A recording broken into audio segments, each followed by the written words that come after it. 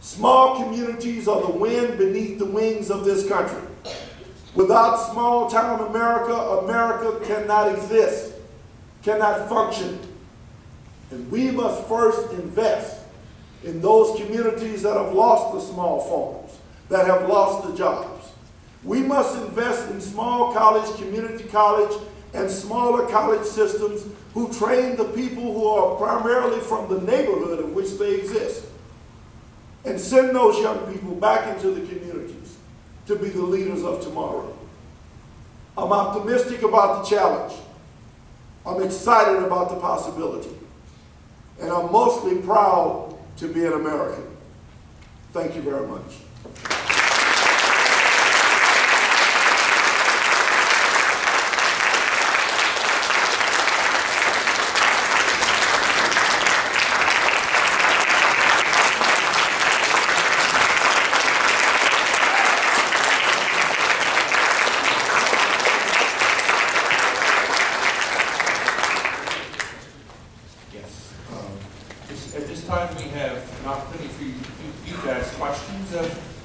Jerome, and so if you'd like, come on down, and we'd love for you guys.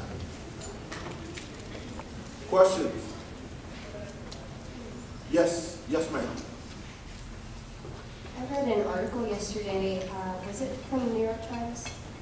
And this journalist was suggesting that the way to a green economy is for us to just keep becoming wealthier, and that will eventually lead us to more green policies, and because wealthier people can generally afford more green things. And I was wondering what your response to that would be. We've got to make sure that the economic benefits of green crosses all economic lines and ladders and every level of the economic ladder. We have got to make sure that we encourage rich people to invest in alternative energy and research and development and new energy ideas. I had a meeting recently with a gentleman from Texas by the name of T. Boone Pickens. T. Boone has invested $14 billion of his own money to $10 billion of his own money to build the largest wind farm in the world. We've got to encourage that type of investment. At the same time, we've got to invest in those that are the unemployed who are daily having to make that decision as to whether they purchase a gallon of gas or a gallon of milk. We've got to put those people back to work again and get them in the workforce. But we also need to set up programs to where when we're weatherizing homes and we're going to hire people to do the labor work, once we hire those Americans and get them back to work again that are laid off, hey, we've got to try to help reduce the recidivism rate in our prisons. Why not go and start training programs within the prison system that if we're going to rehabilitate people and keep them from going through that revolving door back into the prison system, help them to become trained to do some of the entry-level jobs that are available.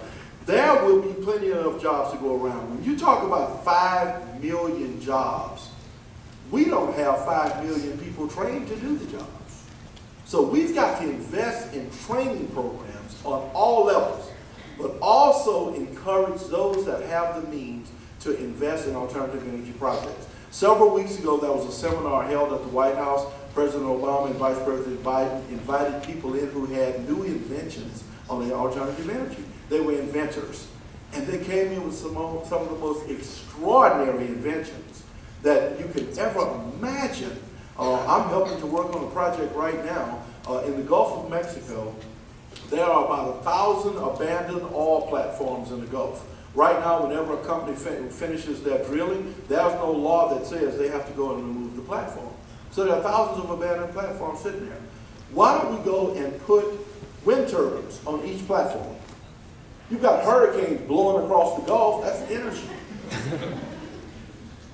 And the idea that has been developed and will be manufactured soon is a hurricane-resistant wind turbine. The wind turbines turn, and when the wind reaches a certain speed, the blades close up like a flower, and they turn opposite the storm. And whenever the speed of the wind recedes, they open up again and continue to turn. And they put the energy into a cell that's floating on the ocean. Now, the cell is a box. Below on the bottom of the cell, there are about 100 little legs on the bottom of the cell. And the legs have floaters on them.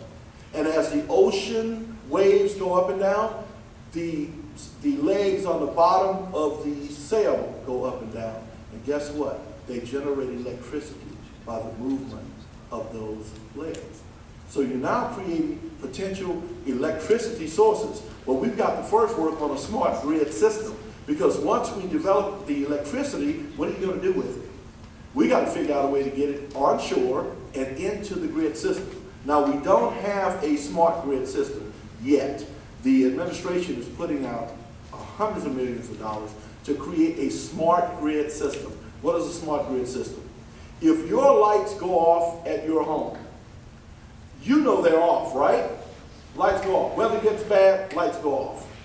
You know your lights are out. The power company doesn't. You usually have to go call the power company and say, hey, my lights are out.